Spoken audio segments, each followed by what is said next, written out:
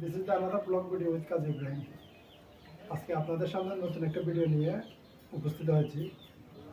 ঘরের ভিতরে মিটার বোর্ডের সাথে আর্থিং রড কীভাবে সঠিকভাবে ফিটিং করে তা আপনাদেরকে দেখাবো। পুরো ভিডিওটা জুড়ে আমার পাশেই থাকুন। আমার দাও, আমার সহকারে দাও।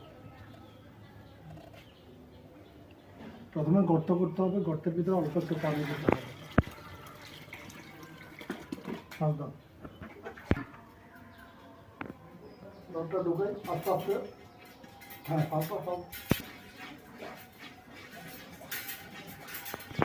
আবার ফালতো।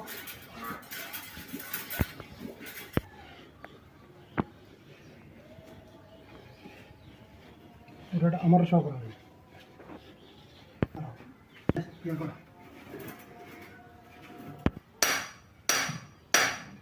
এভাবে ফিটিং করা হবে।